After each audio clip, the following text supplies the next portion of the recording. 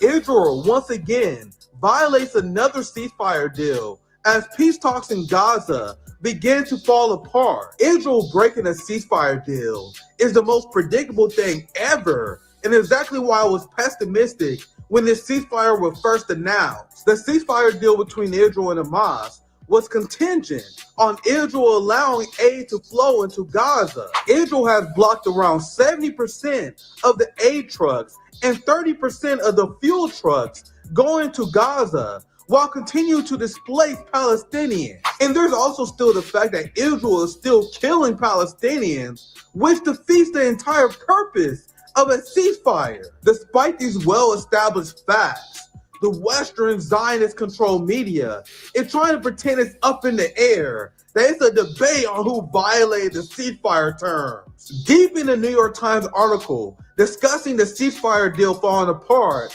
12 paragraphs in, they admit that Israel is the one that is violating the ceasefire, according to an Israeli source. Donald Trump and MAGA, being the Zionist sellouts that they are going along with the narrative that it's Hamas that is killing the ceasefire deal. Now Donald Trump is threatening to unleash hell on Gaza because the Palestinians are holding Israel accountable for breaking the ceasefire deal and starving their people. Should the ceasefire then be off? Well, I would say this, and I'm going to let that because that's Israel's decision. But as far as I'm concerned, if all of the hostages aren't returned by Saturday at 12 o'clock, I think it's an appropriate time. I would say cancel it and all bets are off and let hell break out. This is the genocidal 1-2 punch of the duopoly. Joe Biden and Democrats kill as many Palestinians as possible while normalizing genocide to the liberal class. Then Donald Trump and Republicans come in and finish the job of ethnic cleansing on behalf of Israel.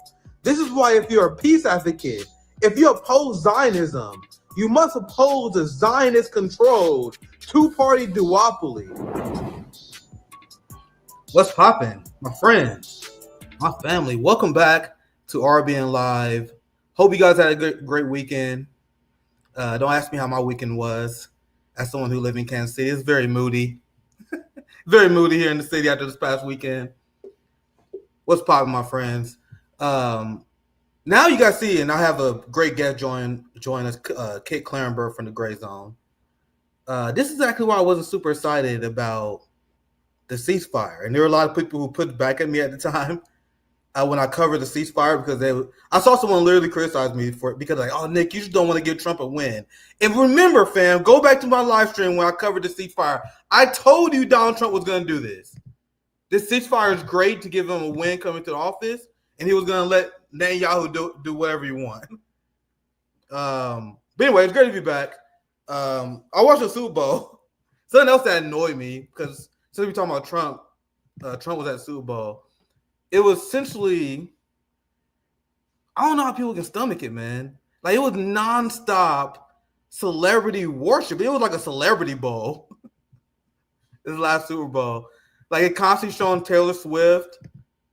Look at this shit. This shit pissed me off. Samuel Jackson, who's dressed up as Uncle Sam, says, super huge honor to be asked to be part of the Kendrick Lamar halftime revolution. Halftime revolution. Y'all see how black capitalists, they always hijack the radical language that we use. What is revolutionary about tap dancing in front of a bunch of capitalists? But anyway, it just the celebrity culture in our country. That's why I couldn't really even enjoy it. Not even about the Chiefs losing, fam. I'm not just salty about the Chiefs losing. It's just like, bro, who enjoys this shit? I know I'm getting old, but it's like I'm watching the Super Bowl. It's nothing but celebrity bullshit. Celebrity bullshit. Then you got a Zionist ad over here, an anti-Semitic ad, anti-Semitism awareness ad over here. Like, who is this for? But anyway, let's get back. That was just a side point that I was thinking of before I want to start the stream. I'll bring in our guest, great friend of RBN, the great independent journalist, great geopolitical analyst for the Gray Zone, also right for the Cradle. I've noticed as well. So thank you for joining us on RBN. Once again, Kate Klarenberg. Always a pleasure, never a burden. Thanks for having me on. Yeah, absolutely. So on the more serious topics, because I try to let the audience know how disgusted I am with the celebrity culture that we in. Like all these black Zionists, like they all black Zionists for one. But anyway, let's get to serious topics. The ceasefire. I covered it a little bit in my hotspot video, and this is what I predicted when I first covered this. And I'm not even taking credit for it because it was obvious what was going to happen. That Trump was going to take a PR victory, and now he is assisting Israel by muddying the waters about what is causing this ceasefire to fall apart. So, Kel, I would love to get your thoughts. Anything you want to add to the story, Kel? I would love to hear what you're thinking. Yeah, well, yeah, you in your typically adroit style, Nick, you noted that the New York Times did acknowledge that Israeli officials admit they are breaching the ceasefire's terms, and this was buried in paragraph 13 or something of the New York Times reporting. I might add as well that the Hebrew language media in Israel. Or Israel has acknowledged that Hamas has been sticking rigidly to the ceasefire's terms. Now, I think that you're completely correct to state that this was never going to hold. Israel has a long and deplorable history of breaching ceasefires whenever they wish. And not abiding by treaties, etc. Because hey, they can act with total impunity whenever they want because they have the backing of the duopoly, right? But I think that actually that there is a wider point here, which is that it's only really recently that the ultimate end goal of this quote unquote ceasefire has become clear, and the reason that Israel is now breaching it. Is because there has been mass uproar and backlash throughout the Arab and Muslim world. So it was perhaps naively assumed that this ceasefire would allow Palestinians the 2+ million Palestinians displaced from Gaza to return. Trump has said no, and he has declared that they will be shunted forcibly into Jordan and Egypt, which both countries reject. So that's just a non-starter. Other major powers in the region, including Saudi Arabia, have just said that this is just a completely unconscionable prospect. And I think it's also important to note as well that I think that you mentioned the Super Bowl. En route to the Super Bowl, Trump made those remarks about how the US was going to buy and own Gaza, to which Hamas was like, right, well, we're not going anywhere then. So yeah, it was always probably set up to fail to a large extent. And I think that, and there's another, and I got into this in an article I published on my website earlier today, Klarenberg.com. It's a shameless plug. But you take. No, I would love to hear it. Yeah. But I wrote about how basically the Palestinian Authority, which is this very brutal. Well, on screen. Yes. Right. So this is something that I published earlier today, and effectively, it goes into detail of how the Palestinian Authority, it was set up by the Oslo Accords in the early 90s to govern the West Bank. It effectively is Zionist repression and murder outsourced to Palestinians themselves, right? So it has no legitimacy with average Palestinian citizens. It has a brutal security force who crack down on any and all dissent and do the Zionist entities bidding whenever asked, now without question. Now, ever since late last year, the Palestinian Authority has been carrying out this brutal crackdown in Jenin, which is a refugee camp within the West Bank, which is a kind of key nucleus of Palestinian resistance, and they have been carrying out indiscriminate attacks, which have killed many civilians and journalists. And it has been reported by Middle East Eye, based on consultation with Western defense analysts, that this is effectively a desperate bid to prove their worth and legitimacy as a security actor, because they are worried they are going to be cut out of Gaza, or whatever shape Gaza takes now, which from Donald Trump's perspective is a Mar-a-Lago 2.0 full of luxury hotels and golf courses, I think. But the point, I mean, what's quite interesting is that, as I reveal in this piece, the Palestinian Authority, particularly its security, military, and intelligence apparatus, is run by the British. They are trained by British military and kind of spook veterans, I think that this is in December 2023. So this is 2 months after the genocide of Gaza began. It was reported that there were British advisors on the ground in the West Bank who were preparing the Palestinian Authority to take power. So there's a lot of different kind of conflicting interests here. I think that Netanyahu has a particular vision, Trump has a particular vision. The British have certain interests that they want to covertly further and re-entrench. So it's a gigantic mess, and I might add as well that the problem of trying to reconstruct Gaza free of Hamas is something that Israeli and Western leaders have struggled with for a very long time, and it's particularly pronounced now because, as the elite U.S. empire journal Foreign Affairs admitted last summer, Hamas effectively beat the Israeli occupation forces. Like the Gaza genocide was a massive recruitment tool for Hamas. They inflicted significant damage and losses on Israeli. And that's another reason why Israel accepted a ceasefire deal they never would before. They never did before, because they need to rest and mentally recover after the ass whooping they got from Hamas. But please continue, kid.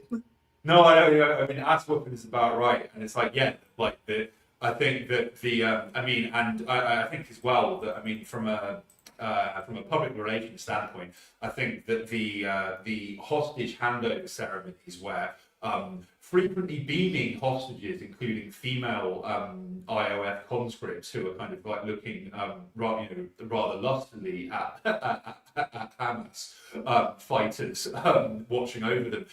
They were released after over a year in captivity with goodie bags to serve as. Have you seen how the Hamas members are treated among the Palestinians? They're treated as heroes. They never show the footage. I'm pretty sure you've seen them where Palestinian elders was.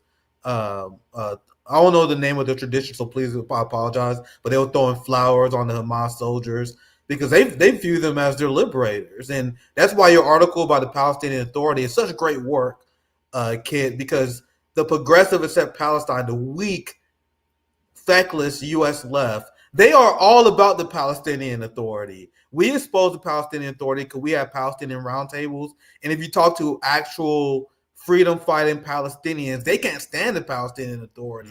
That's why you would see a lot of these like Zionists in disguise, like the Marianne Williamsons, the people who actually support the state of Israel. They support the Palestinian Authority, and then they will say stuff like, "Oh, we condemn Hamas."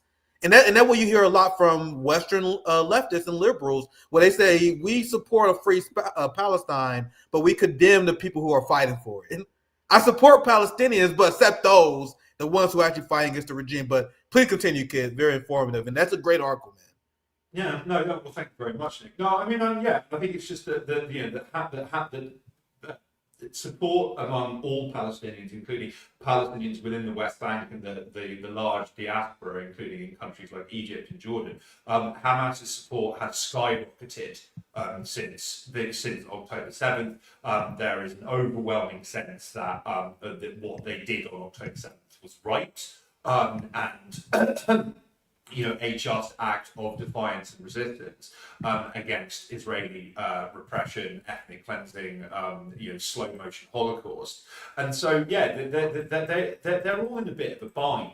I mean, I think that you've got to bear in mind as well that in the wake of the ceasefire as well, and particularly since the fall of Assad, Netanyahu has made a lot of public statements, kind of hinting at the creation of Greater Israel, and Zionist media is like openly talking about expanding into Lebanon permanently and into other lands which are allegedly promised to the Jews by God in the Bible and other Jewish scripture. But they don't have the muscle or the wealth to do it. Their economy has been absolutely ravaged by this. They've had a huge brain drain, like tens of thousands, if not hundreds of thousands of people have fled the country. Many won't come back because, of course, such as the foundational flaws of a settler colonial state, most of the population of Israel have citizenship elsewhere, or were born elsewhere, and have places to run away to when the sirens start blaring. They are effectively. There was an interesting report by Moody's, which is this credit rating agency, which gave Israel a scathing appraisal of Israel's economy, and they noted that USAID was basically bankrolling all of Israel's debt. Now, where that the pause that's of course not affected by the pause in US aid spending abroad that's currently in place, but it's Israel and Egypt that are exempt. But it's like, so they've had a population collapse, their economy's in tatters, their international reputation is, I think, just permanently just incinerated as a result of what they've been doing. So they're talking a very big game about expanding into Golan and all sorts of other grand schemes. But I don't think that they have anything like the capability to do it. We're I think an interesting juncture, and what happens next will be quite crucial to keep an eye on. There is the prospect of, I think, direct involvement by foreign powers in this in order to militarily occupy Gaza and attempt to prevent Hamas from returning, although they've not left and they're not going to budge. And I think as well, as I say, the kind of grim terms of this alleged armistice haven't been spelled out.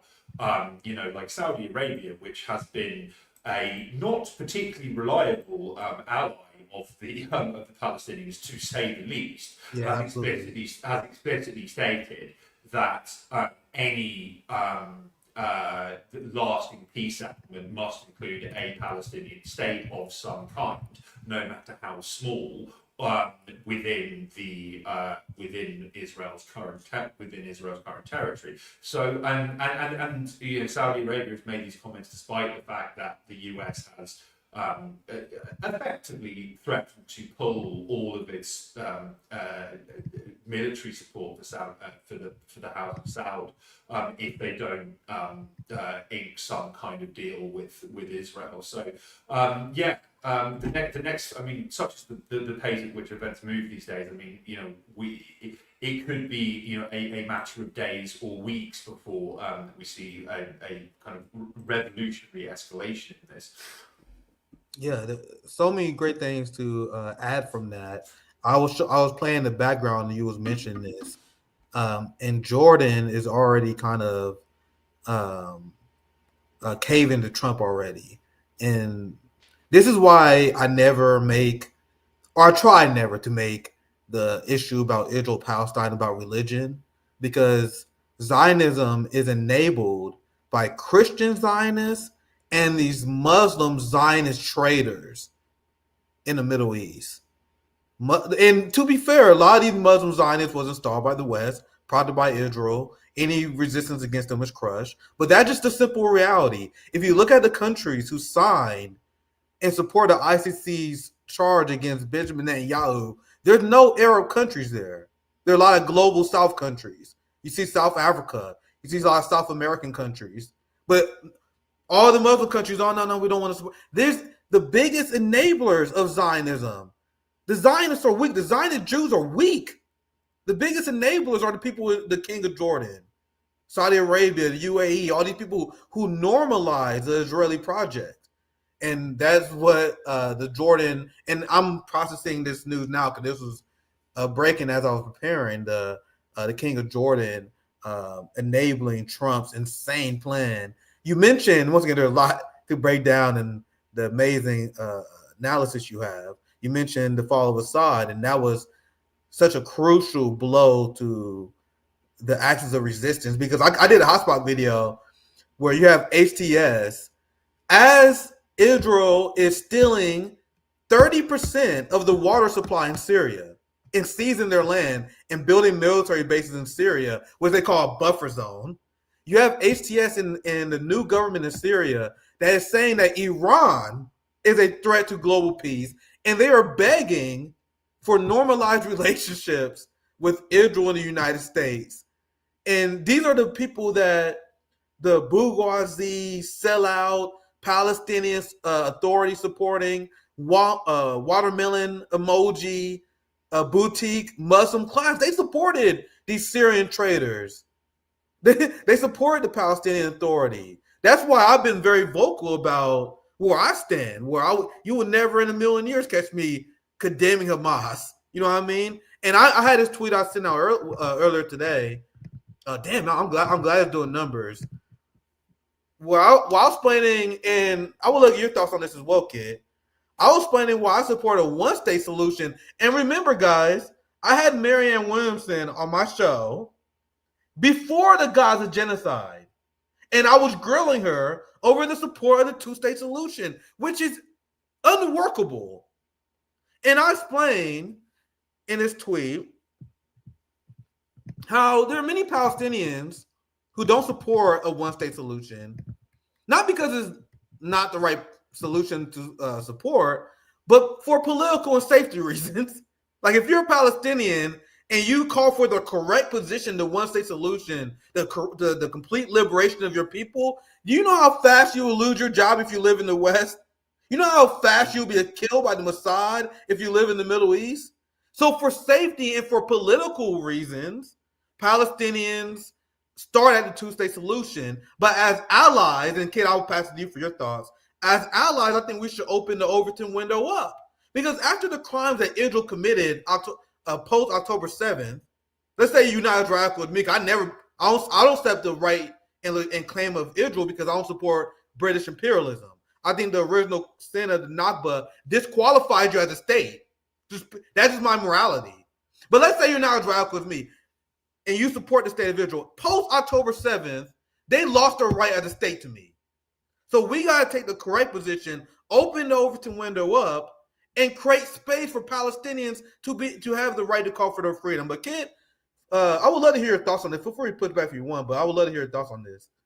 Yeah, sure. Well, I mean, I think that a key component, which is, it's quite an extraordinary oversight. Like, a key component that is absent from any discussion of within the mainstream, but also I notice among certain sectors of the independent media, is the fact that, like, well, you've got to bear in mind that in the wake of the Balfour Declaration, which was, is kind of considered the founding document of Israel, which is the British government in 1917 committing to a quote-unquote Jewish state in what was then mandatory Palestine. This was opposed by the only Jewish member of the British government at the time, a fellow called Henry Montagu, who said, well, we don't need to create a Jewish state in Palestine because it already exists. That, like, Jews and Muslims live side by side in peace. Like, there's no need, you know what I mean? And he also rather fortuitously stated that any attempt to forcibly create a kind of Jewish-dominated or Jewish exclusive state there would result in rising anti-Semitism, it would pose it would create a more dangerous environment for Jews around the world, and this has been rather forgotten, and it's for millennia. The land that occupied Palestine, one might call it, or the land that is now called Israel, was a safe space for Jews. There was no need to institute this kind of mass apartheid system and have all of these debates about how much territory should each group have. Like that is an imperial construct within itself. Absolutely. And I think, a lot of people miss this actually. I think that at this point, I think I just consider anyone advocating for a two-state solution as at best naive to the point of inconceivable moranicity. Or at worst, just like really disingenuous. And like you see it is the two-state solution is like it's like the perfect, what's the word? It's like the perfect distraction for liberal Zionists, right? Yes. Because it means that you can say, oh well, I oppose Benjamin Netanyahu, and I don't think the IOF killing children is a good thing. But Israel should still exist in some form.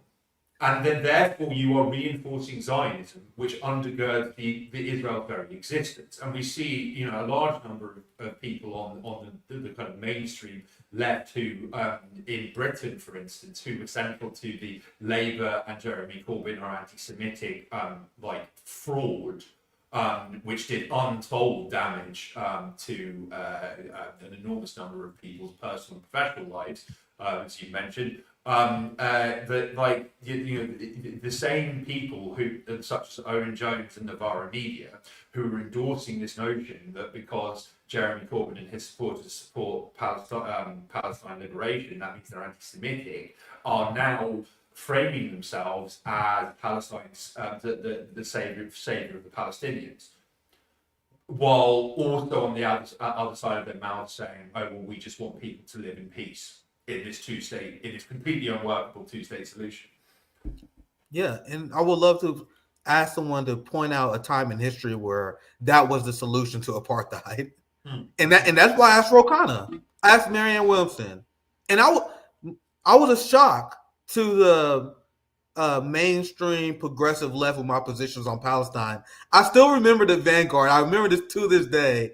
They said that I used the issue of Israel-Palestine as a way to divide the progressive movement because I was calling out the Zionists that infiltrated the progressive movement, who tricked people with their flowery language. People like Marianne Williamson and Ro Khanna that was justifying the existence of Israel. That's why I asked Ro, did they solve South African apartheid by making two states? No, that's not how you solve the problem of apartheid. You have Marianne Williamson and Ro Khanna justifying the state of Israel. And I shocked Ro because I was saying, this is why I would never be allowed in court meeting. I'm like, I don't believe that Israel has the right to exist. One of the greatest evils that we ever seen in modern human history is British imperialism. So why would you accept people who got their land through the British mandate, which came from British imperialism? You know how many Indian Zionists there are? And they're the biggest fucking cucks of all time. Imagine being an Indian, and most of them are Zionists, and they support what came from the British Empire, which killed fucking 500 million of their people. You know what I mean? That is absurd that anyone other than white people, to be honest, would support this imperialist construct. It makes no sense. So if you are a liberation movement, how can you support a movement that got its claim from British imperialism? And these are things that we got to question. People are not even allowed to question these things. They will call you anti-Semitic. They somehow convince people that Muslims and Arabs was to blame for the Holocaust that Europeans started. Europeans forced Jewish people to flee. You want to know where they went? They went to the Middle East where they was welcomed with open arms by Muslims But Americans and Europeans, especially a lot of white Americans and Europeans, they somehow was convinced that Muslims are the Nazis now, that Palestinians are the ones who are threats to Jewish people, when Jewish people was ran out of Europe countless times. And that's one of the greatest tricks that Nazis played. One of the greatest tricks that these Zionist Nazis played was to shift the blame of the Holocaust and the crimes of Hitler onto the Palestinians. You realize that's exactly what they've done over the last few decades. But Kid, I'll pass you. We still got quite a few things to cover. Anything else you want to add to wrap a bow on this segment? Any final thoughts? No, I think that you put it eloquently and brutally in your typical style. But yeah, I mean, it does bear repeating that, like, I think that just by sheer gravity, the Overton window has shifted. Like, there is no one in the mainstream sphere who at all, apart from like maybe like Jackson Hickle, who actually represents the overwhelming majority of public opinion throughout the entire world. Like, it's a really, I can think of very few examples, comparable examples in my lifetime, or just in kind of like modern history, where you have a situation where in Europe, with some exceptions, the overwhelming majority of European citizens support the Palestinians by a very clear, if not overwhelming, majority. In the Middle East, it's pretty much unanimous. But they are all governed by people who are all in on the Zionist project. I mean, you mentioned Jordan. Jordan has an enormous Palestinian population. And the Jordanian authorities specifically falsify census data to try and downplay how many Palestinians actually live there. And they've done things like ban Palestinian flags. And in the spirit of British imperialism, the King of Jordan is a former British Army veteran who comes from the Hashemite dynasty, which was created by the British to govern parts of West Asia following World War One. I think it's like high time that we really got our act together on this and really start hammering public figures who through on one side of their mouth claim to support the Palestinian liberation, but then on the other hand are framing that within a structure in which Israel will continue to exist. Yeah, very well said. I want to shift gears here. Big shout out to Zoya's Love, Zoya's Life. And we had you on before to explain how you were detained for the audacity of committing real journalism. And this is why it's so absurd that many of these beta males on the right, they just say, oh, Israel's just one issue. Like, you guys are okay with the complete infiltration of fascist Zionists that limit what you can say? I bring this up all the time, no, but you guys remember that video of CM Punk at the MMA event where CM Punk said, we got to end the genocide in Gaza, and then the two reporters, oh my God, you can't say that. They freaked out. Like, you can't say that. I'm like, why are people okay? Like, why are these beta males in the West okay with an overlord that can tell them what they cannot say? And that is what we live in right now with Zionism, which is why I explain why Zionism is the fight of our lifetime. They have successfully rolled back free speech. They got people who claim they worship the Constitution to backtrack on the Constitution. And now they are cracking down on journalists. And I want to get your perspective on this because I know this is something that you've been a victim of as well. I'm just going to play the last part of my hotspot because I cover Richard Medhurst being arrested, but I just want to play this last part because this is Richard Medhurst in a nutshell. Journalists who risked their neck to expose the crimes of the empire. Fuck Israel all day, every day. Fuck Israel till my last breath. Fuck Israel till I'm in jail or I get shot. Fuck Israel. Fuck Zionism. Fuck you and fuck you. Fuck Israel. That's it, man. Fuck you, you colonial fucking settlers. Go fuck off back wherever you came from, you murdering psychopath colonizer motherfuckers. Fuck you, fuck Israel. You will never accept Israel. Fuck you till the end of days. Fuck you. I have a platform and I'm gonna yell it as loud as possible. Fuck Israel. Fuck you. And now they're accusing Richard Medhurst for having the same position that's held by the global majority. They're accusing him of being a Hamas member. So, Kid, I'll pass to you. I know a lot said, but I would love your thoughts on the Western crackdown on journalism. Well, I mean, I think like Zoya, I mean, her comment is highly prescient because within the past week, we actually had a release of a letter the UN sent to the UN or Human Rights Commission sent to the British government in December.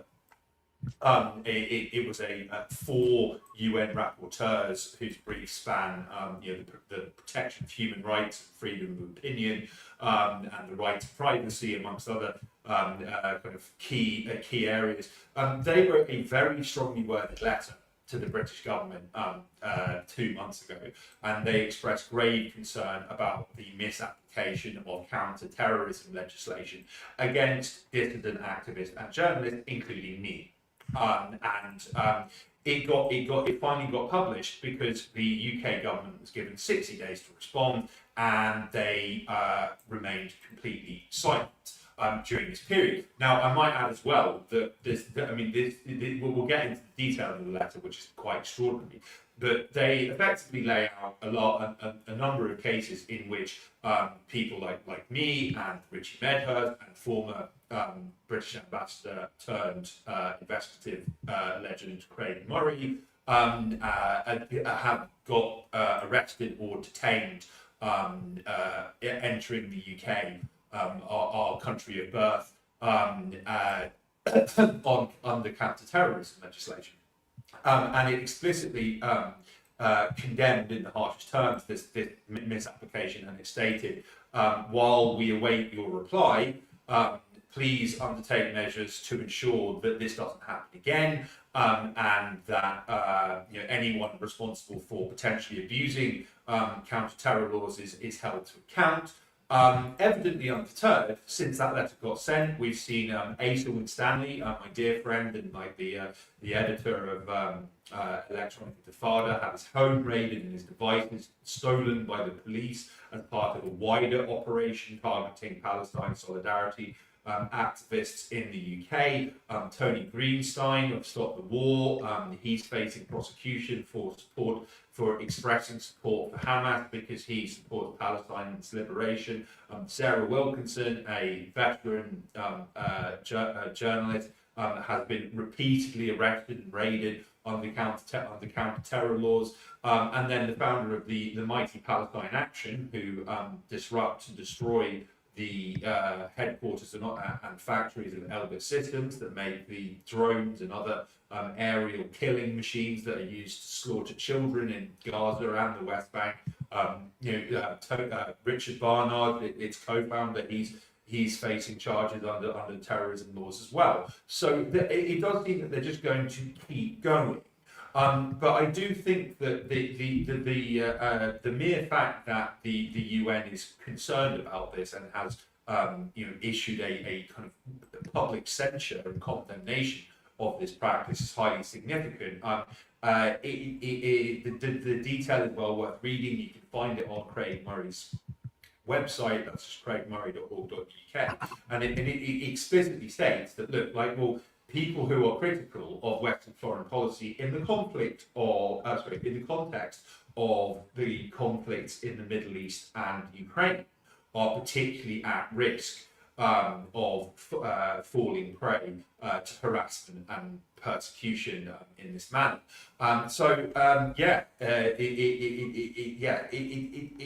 In certain kind of passages of this letter, it's almost like I wrote them myself, because ever since I got detained in May 2023, flying into London, where I was born, well over 30 years ago now. I got held for 6 hours. I got DNA swabbed. I got fingerprinted. I had was very invasively searched. I was subject to a digital strip search where I had to hand over my PIN codes to my tablet and my phone, and all the data was copied.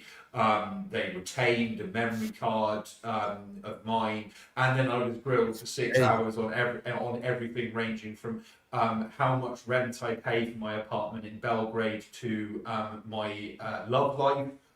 It's just completely insane, and a lot of focus on my work for the Grey Zone and whether Grey Zone has any kind of relationship with the Russian government, which it doesn't. I at the time made the point that the legislation under which I was stopped, it is a particular British law covering people coming into the country, which stipulates, and I kid you not, this almost sounds like it can't possibly be true.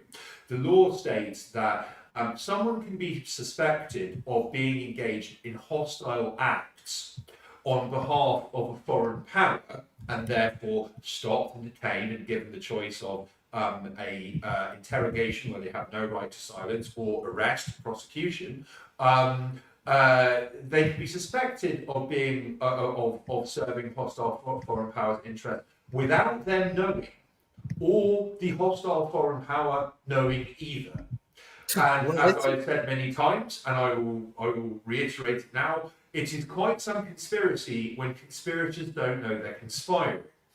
And that similarly vague language is present in all manner of British laws, and I think the US is probably not too dissimilar, actually, in terms of you can face arrest and prosecution for quote unquote supporting a prescribed terrorist entity, but support isn't defined. So simply saying, oh well, I believe in Palestinian the right of Palestinians to self-defense, which is enshrined, in international law.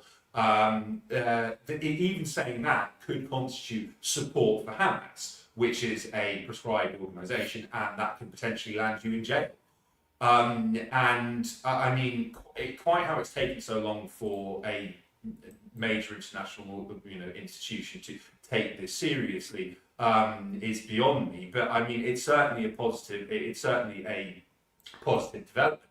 I mean, less positively, Richie Medhurst, the mighty, he, after being arrested entering Heathrow, he's been repeatedly bailed since, and he remains under investigation. The process is the punishment, so he has to return to the UK and visit a police station and sign in with them every few months while he's being investigated. You would think that if they had any evidence whatsoever, that he would have been in court already at this stage. But he got re-raided in his adopted home of Austria, and they have formally accused him of being a member of Hamas and taken all of his recording equipment, everything that he uses for his journalistic work. I know, because I know him personally, he is wary of talking about this in public, lest he get into even more trouble. It's really shocking. Yeah, it's so crazy that people don't see that this is the number one issue we should be fighting, because in the West, they can accuse you of being a Hamas member, and then once they make that accusation, you lose all your rights. Do you guys know how crazy that is? They accuse you. I am pro Hamas. If I was in the UK, I would be arrested, my friends. Like, that's how dire the situation is in Western Europe. My politics can't even exist in the UK because I'm a fucking American who believe in the Second Amendment, right? So of course I support Hamas, because I believe that you should be able to snuff out government tyranny. Like, that's the most American position you can take, right? Meanwhile, if you had that position in the UK, in Germany, you're fucked, bro. Let's say you don't get arrested, you're financially ruined.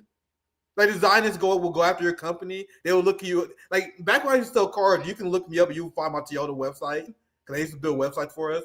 Like, bro, if I still sold cars, you guys understand it's RB or bust at this point because I'm unhireable because the Zionist mob. Because if I was still selling cars like I feel 5 years ago, they will look my name up because I know they have. They do it all the time. They'll Google my name. They'll find my workplace. They will call my managers. They will say, "Don't you know that Nick Cruz is an anti-Semitic Hamas supporter that called for the destruction of Israel?" Boom, fired. And that's the reality of the tyranny we live through. How is that not infuriating for anyone who lives in the West that you can't take a legitimate position like supporting Hamas, which is a political party? But okay, I don't even want to go ahead. Go ahead if you want to try. Well, no, I was just going to say that this is one of the reasons why, like, my respect for John Cusack of all people is like through the roof.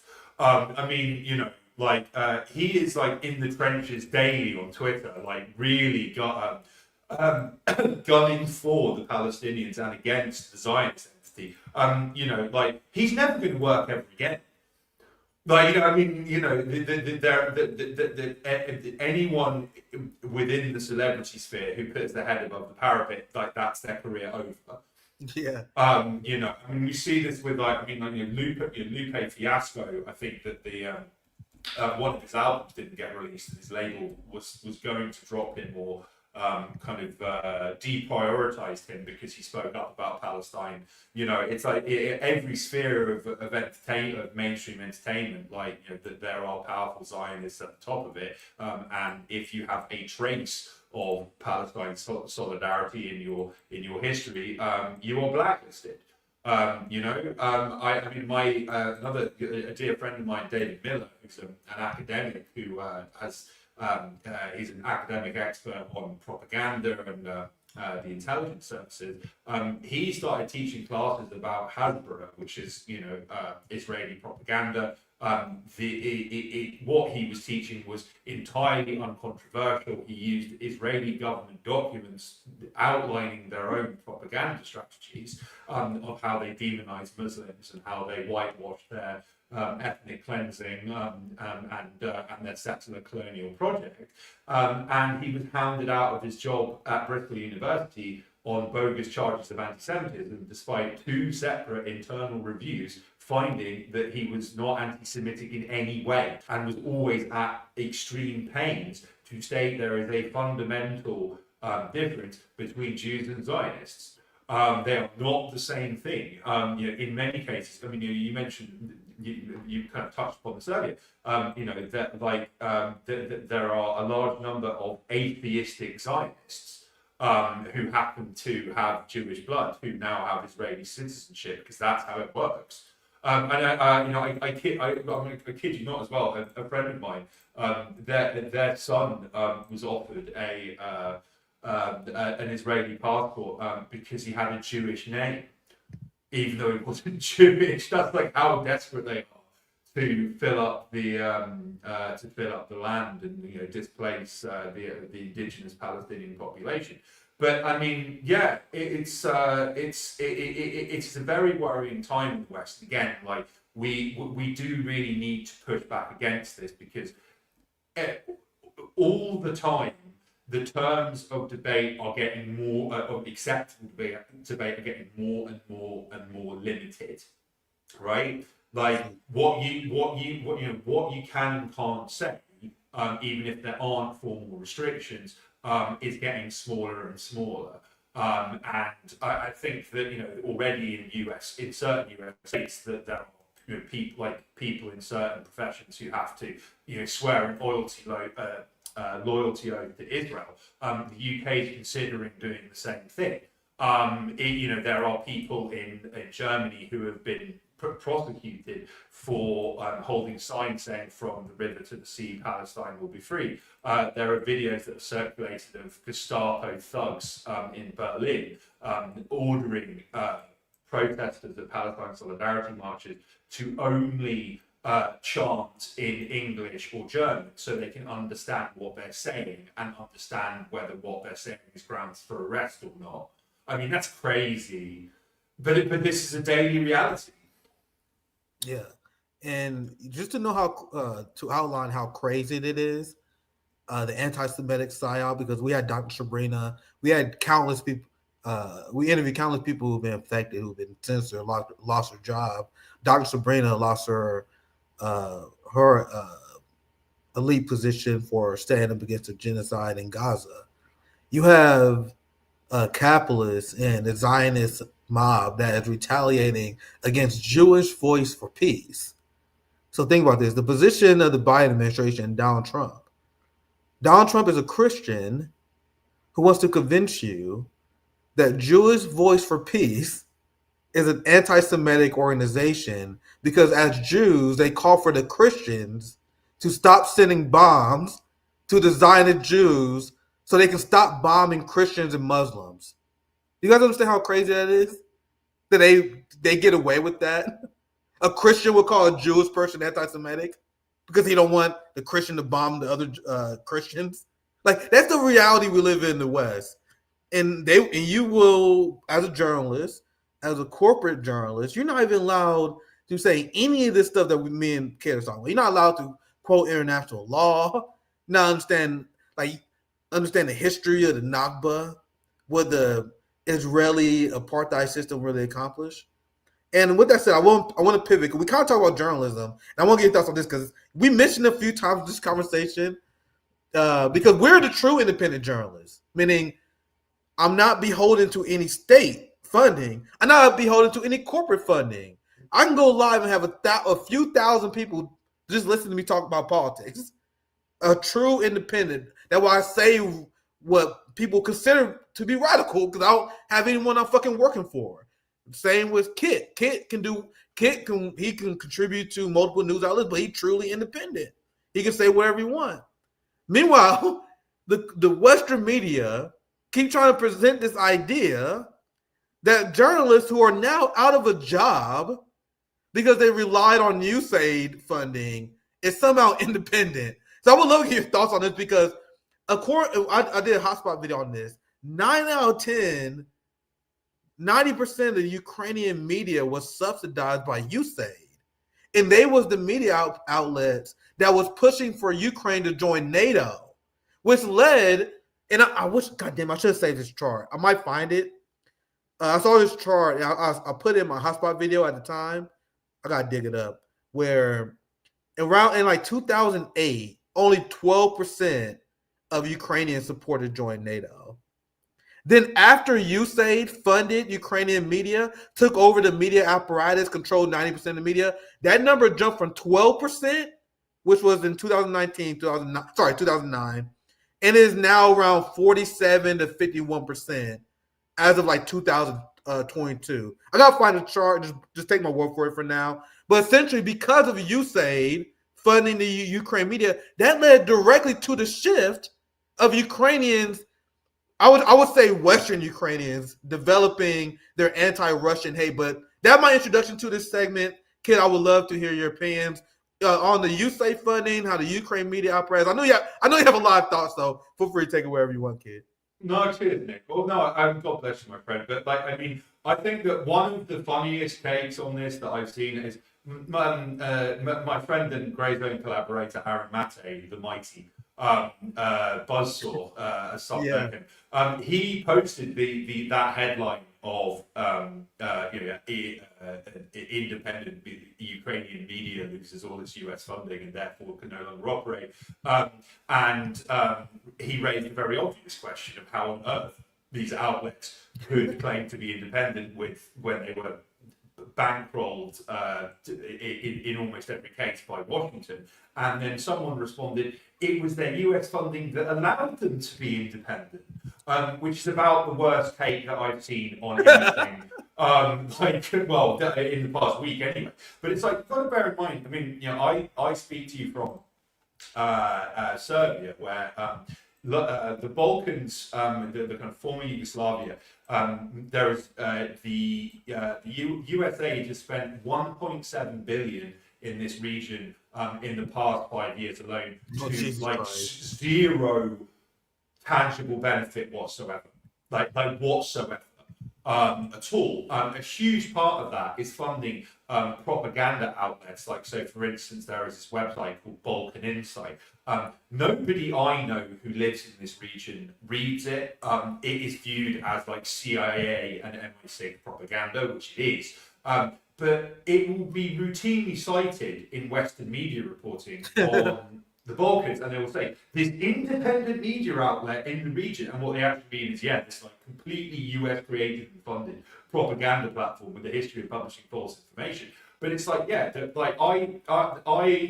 seen varying degrees of skepticism and cynicism about this USAID cut, and whether it will be ended, whether actually this might make US support for regime change operations and media and independent media more dangerous because it's not out in the open anymore. I mean, I think that it's already had a pretty revolutionary impact, and I think there was an article in The Economist that caught my eye a few days back where the Economist was complaining that effectively the USAID cut had not only resulted in independent media reporting on China effectively shutting down, but it meant that all of the NGOs, the independent US-funded NGOs that give them all of their false information about China that they use to demonize the Chinese Communist Party and the Chinese people more widely, have all shut down. So this entire propaganda matrix is no longer operational. And then Western journalists are now scrambling to desperately to try and find stories, because this was their source of information, was organizations one way or another ultimately bankrolled by the US, and that's gone now. I mean, other points to make as well.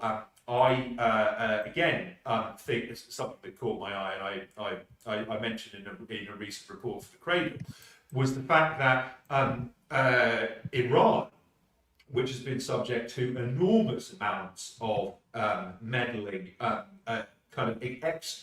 directed from the outside, because Iran very wisely kicked the National Endowment for Democracy and USAID out of its territory a very long time ago, and banned its operations on their soil, and informally people, the local citizens from working for USAID and NED-funded organizations, they see this aid cause as like a potential breakthrough in their relations with the US. And it's like, well, now you've stopped messing with us, maybe we can actually have like a civilized adult conversation. Likewise, the government of Georgia, which since the start of 2023 has been repeatedly rocked by attempted color revolution attempts by Western-funded NGOs and activists, because they were trying to pass a law, which ultimately did pass, to compel foreign-funded organizations to disclose their sources of income. And they nearly got overthrown repeatedly, and they had an EU commissioner basically threaten the government with assassination if they didn't back down. They didn't back down. Now that funding's been cut, and it ran to billions in Georgia, which is a country of 3 million people, which I would suspect that the average American couldn't find on a map if they tried. They may well mistake it for the state of Georgia, in fact. Basically, the government in Georgia is now saying, well, we don't need this foreign agent law anymore because of the USAID cut. Likewise, Slovakia, where their anti-NATO, anti-war leader Robert Fico, who's very popular locally because of his positions, and he got shot, I think it was in June last year, by a Ukraine supporter because he ended Slovakian assistance to Kiev. He likewise has cheered this and said, well, again, if you stop now that you've stopped messing with us, maybe we can get on better. The USAID and NED are the executive order that inaugurated this pause on aid spending, it explicitly stated that, well, like a lot of this funding is contrary to U.S. interest and indeed the interests of countries receiving it, which is like a pretty remarkable passage. Because that like actually this, I mean, according to some stats, like 90% of USAID spending doesn't leave DC, right? So like 10% actually goes to beneficiary country, and of that 10%, probably 1% of it is actually spent on helping people. The rest is subversion, creating shadow armies of regime change foot I soldiers. saw something that said that majority of USAID spending was spent on something called governance. Like what? That's why like the Bernie Sanders progressives, like Bernie Sanders and the progressives going all in on USAID because they're imperialist tools. Like, you guys think they don't know what the hell's going on? And explaining like the info ops, what the progressives, what liberals and what Democrats accused Russia of doing in the United States with Russiagate is what the United States does to China and countries throughout the world, but on steroids. Like, you guys know the same thing they accuse China of doing, of running misinformation programs. Donald Trump, in his first term, launched an official CIA information warfare against China, and they program all these fake bots to spread Western empire propaganda. And this is what you mentioned as well. And I'm gonna cover your great article about how they messing with Iran. But you guys see, this is one of the people that was USAID funded anti-China propagandists. And I hope all the westernized, liberal, Chinese American traitors to their people, I hope they feel dumb. Because there are a lot of Western, liberal, Chinese people who live in the West, just like all sellouts, just like the Black Congressional Caucus, they believed liberal BBC bullshit about their own country. Oh my God, I'm a Chinese American speaking out against China. That's Gordon Chang. That's all. It's an entire niche of that. I hope they feel stupid because they was lied to by U.S. funding. And I'll just read a little bit of this, and feel free to chime in if you want to. But here, Bethany, because of the U.S. funding freeze, the entire global ecosystem of China nonprofits is facing an extinction event. I'm not exaggerating for clicks. Then she explained, without the work, I'm skipping a little bit, without the work that China nonprofits do, meaning the anti-China propagandists, it will be much harder to show China's governance model is deeply flawed. So she's saying essentially, without the help of United States funding and USAID funding, it's going to be hard to show the failures of the Chinese Communist Party, which is deeply beloved by the Chinese people. So do you guys see where the anti-China propaganda bullshit come from? Now do you guys see why you was convinced to hate North Korea? You had Radio Free Asia. Every single fake bullshit story you have heard about North Korea had came from Radio Free Asia. And they just print bullshit. They get cited by people in the West. Don't you know that Kim Jong-un feeds people to dogs? Source, trust me, bro. Yeah. There's an entire ecosystem with that. But I want to give, actually, I'll pass it on. I'll pass you on there. It'll be our final thing because I want to get you out of here on time. Because you wrote a great article, which kind of in the same vein of what we're talking about, of how Washington used these information psyops in Iran. And once again, as I mentioned earlier, everything they accuse Russia of doing to the United States with Russiagate, the United States have done to countries like Iran, China, Russia way more. But Kid, I would love you to talk about this article as we begin to wrap up. It was another great piece of journalism from you. Leaked documents exposed. I see this came out today. Leaked documents exposed U.S. interference projects in Iran. So I'll pass to you, Kid. Once again, another great article here. Can you mind breaking this down or anything else you want to share? Yeah, sure. So, this is. I would urge your viewers to check this out in full. I came into possession of some leaked material which related to the State Department's Near East Regional Democracy Fund, which the acronym is NERD, hilariously. But this is a very opaque State Department funding mechanism, which has spent, I think it's like 660 million over the past 10 years on meddling in countries like Iran, and other states in West Asia, but particularly like an enemy like Iran. And the recipients of this aid are never ever publicly disclosed, but it does. It occasionally stuff filters through, so it will be acknowledged by the Washington Post, saying that we are funding the US is funding access to VPNs for Iranians, so they can access certain websites that are banned in Iran, or communicate with each other privately, and probably take orders from their controllers in Washington. But yeah, I think that the documents are really, which struck me as particularly interesting, because they had all sorts of bold plans for meddling in Iran's 2024 elections, they specifically wanted to use the Women Life Freedom movement. Like in late 2022. There was some large-scale protests in Tehran and other Iranian cities. They fizzled out quite quickly, and the reason they fizzled out quite quickly was because of their blatant hijacking by Western by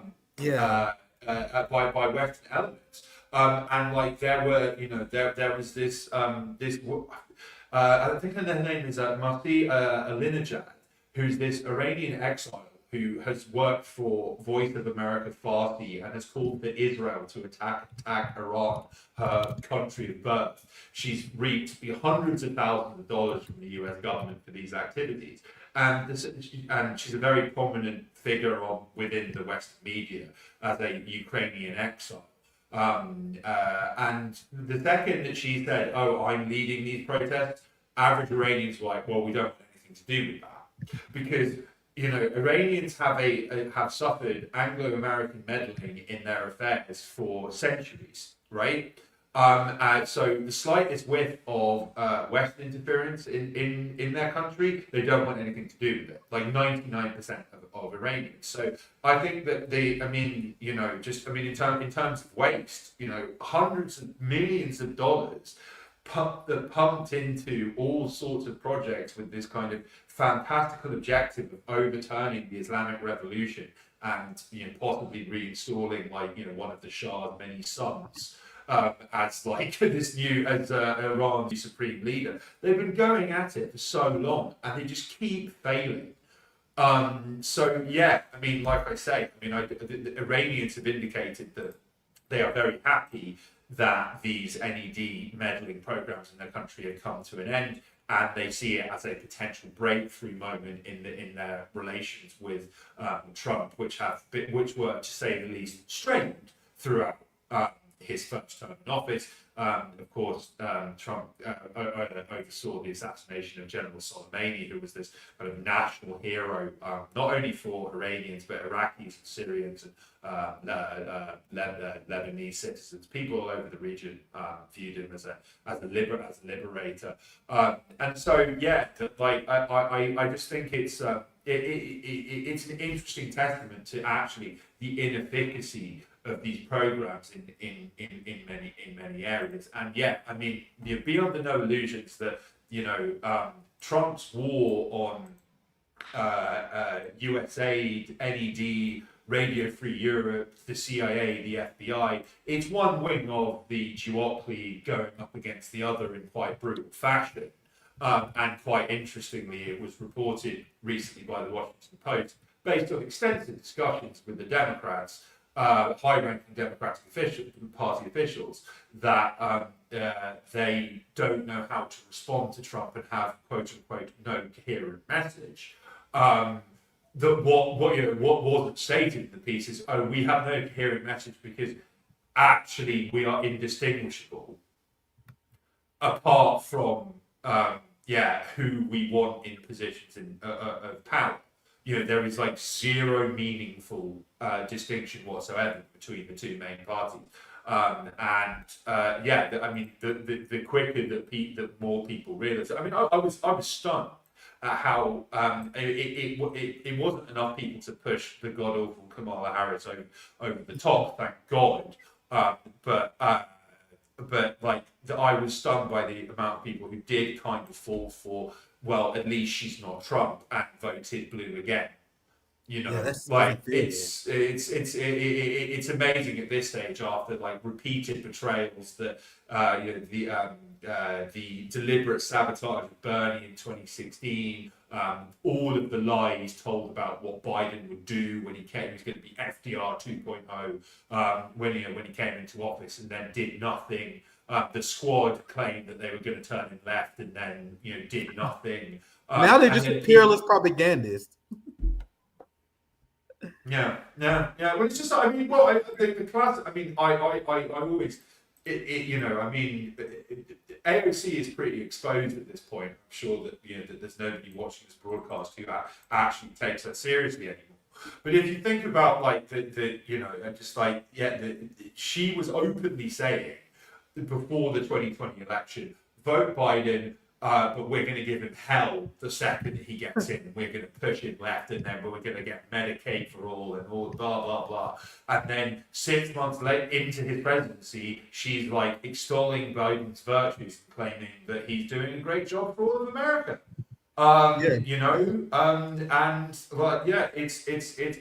It's been a pretty spectacular collapse. For all of these fake totems of progressivism and all of the to your point, Kit. Sorry. To your point, Kit. Now that a Republican is in charge, here's Bernie Sanders, who all of a sudden is morally outraged at a conflict that he couldn't even call a genocide under Joe Biden. And even look at his tweet, because I sniffed these liberal cowards out like it's easy. Look, for example, 47,000 Palestinian kills, undercounting it, genocide denial. But look, he said 47,000 Palestinians killed. By who, Bernie? They mysteriously was killed. Who was they killed by, Bernie? They was killed by Joe Biden in Israel. You know the guy you said we should vote for? And as Bernie Sanders doing his virtue signaling, and I'm guys, gotta be honest with you guys, gotta be 100% real with you guys. It drives me crazy because people are falling for it.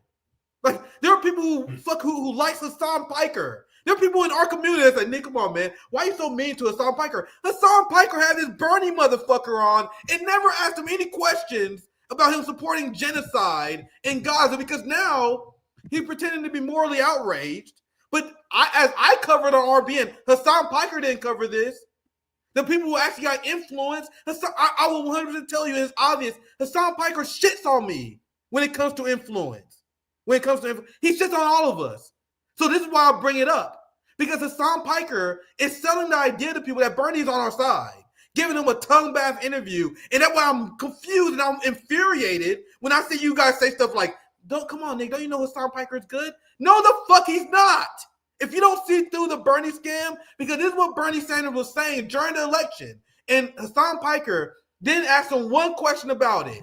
This is what he was saying during the election. As important as Gaza is, it is not the only issue at stake in this election. I don't know if you guys remember, but we watched this video. This is a video called "I Disagree with Kamala's Position on the War in Gaza. How can I vote for her?"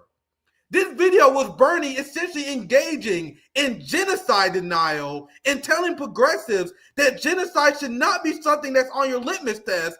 Meanwhile, Hassan Piker brings this motherfucker on his show and gives him a tongue bath. And you guys are wondering why I don't like him? Why I'm dismayed at the state of the United States left? That he's the most popular, quote-unquote, socialist? We're fucked, fam. You understand that the fact that Hassan Piker is so influential and Bernie Sanders is so influential, that's the reason why we're fucked, fam. And I am mad about it. So, Kid, I know I didn't plan it, man. I'm sorry. Go ahead. No. I mean, rant away. It's like, I think this is a really important point to make, and I think it's a point that you yourself have made, like many times. But like, correct me if I'm wrong. But it's like, look, like whether you voted Democrat or Republican in the last election, right, you were going to get more genocide most likely.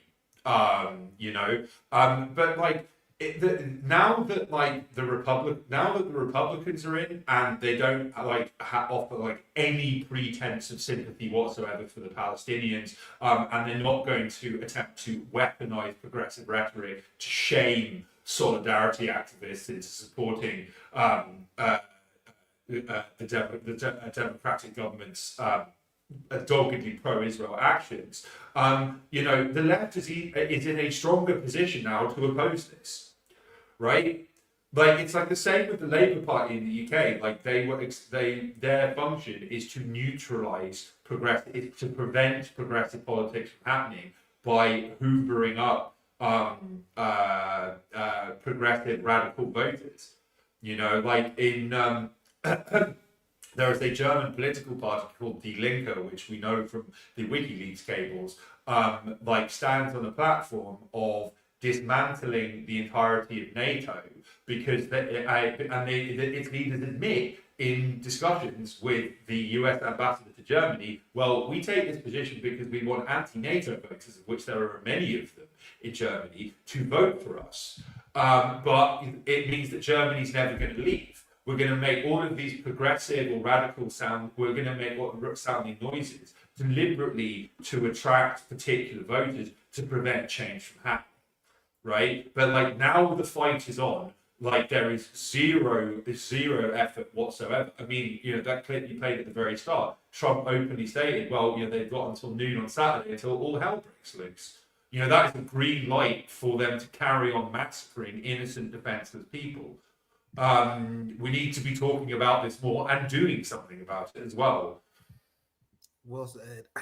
It's always great to have you on. You can see I'm losing my voice, Leo, and shit. Always great having you on, man. Looking forward to the next time having you on. Well, where can they find your work? You dropped a lot of banger articles as we covered throughout this live stream. So, final shout out. Make sure you guys follow Kit Klarenberg. Does great work with the Gray Zone, and I see you write for the Cradle as well. So make sure you guys check him out. Great friend of RPN. Thank you for joining us again. Thanks so much, Nick. God bless you guys. Thanks for tuning in, everyone. Bye-bye. Yeah, absolutely. Thank you guys for supporting the channel. We've been having a big problem with monetization, so I'm sorry to ask you guys, but if you support this work, please consider pledging $3 a month on Patreon. If we can give A1 to pledge $3 a month, that will help RBN a lot. That's how you support our journalism. Subscribe. Make sure you're still subscribed. That's our biggest problem with the channel is when YouTube scrub our subscribers. So we lucky enough where we go like 1 for 1. Every subscriber I gain, I lose like 2. So make sure you guys check to see if you're still subscribed. Help us beat the algorithm. Thank you guys for watching. Have a great rest of your day. Peace out, y'all.